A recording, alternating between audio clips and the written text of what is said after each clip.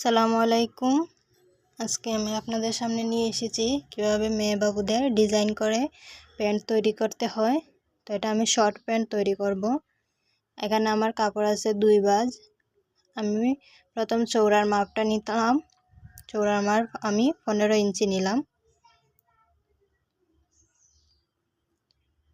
তারপর আমি লম্বার মাপটা নেব।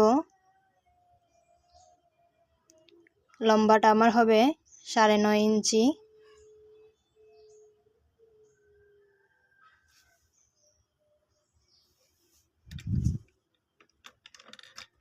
এবার আমি কেটে নিলাম।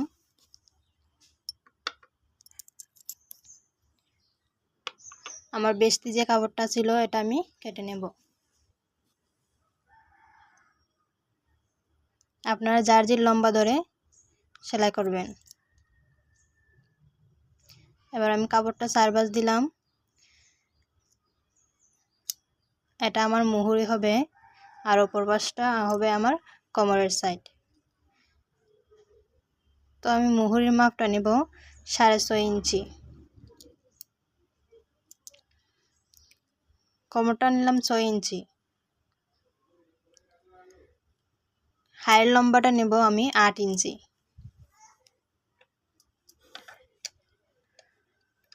তারপর শেপ করে নেব।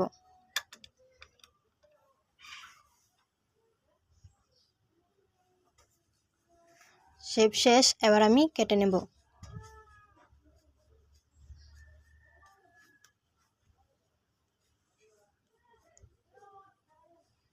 শেষ আমার প্যান্ট কাটিং। এবার সেলাইয়ের মধ্যে আমি চলে যাব। এই কাপড়টা দিয়ে আমি প্যান্টের নিচে কুচি তৈরি করব। আর কিভাবে কুচি দিব সেটা আমি সেলাইয়ের মধ্যে দেখিয়ে দেব। তো চলে আসলাম আমরা সেলাইয়ের মধ্যে।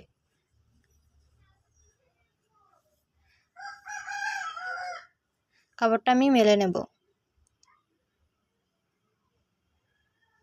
এটা আমার হাইয়ের অংশ। তো আমি আগে একটি পাট সরিয়ে কুচি দিয়ে দেব মুহুরিটার মধ্যে। কীভাবে কুচি দেব আপনারা একটু লক্ষ্য করবেন। এই পাশটা আমার বাউ পাশ, তবে আমার বাউ পাশটা থাকবে উপরের অংশে।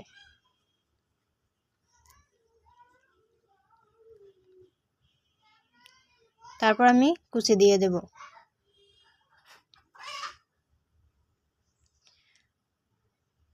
কুচিগুলো আমি খুব কাছাকাছি দেব, তাহলে দেখতে ভালো লাগবে।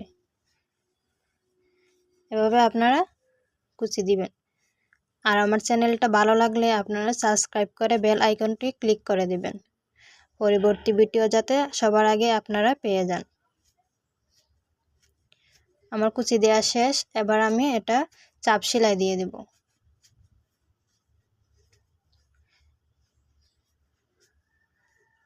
হয়ে গেল আমার কুচি দেওয়া। ঠিক অপর পাশেও আমি এইভাবেই কুচি দেব। তো আমি দুটোটার মধ্যে কুচি দিয়ে দিছি। কুচি দেওয়া শেষ হয়ে গেছে। এবার আমি খাইটা সেলাই করে দেব।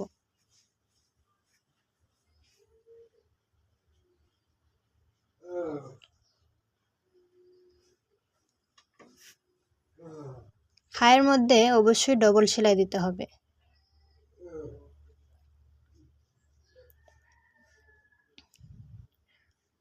অপর পাশেও একইভাবে ডবল সেলাই দিবেন।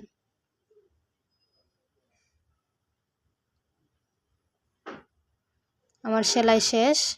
এবার কাপড়টা মেলে নিয়ে নিচের মুহুরা অংশ সেলাই করে নেব।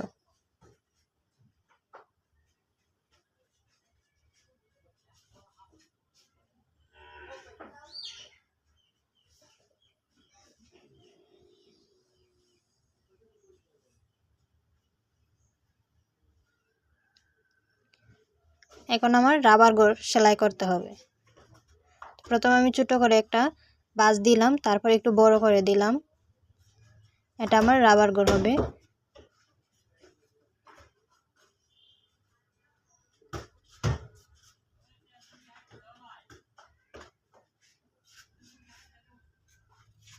তো আমি এখানে সামান্য একটু ফাঁকা অংশ রাখবো রাবার ঢুকানোর জন্য।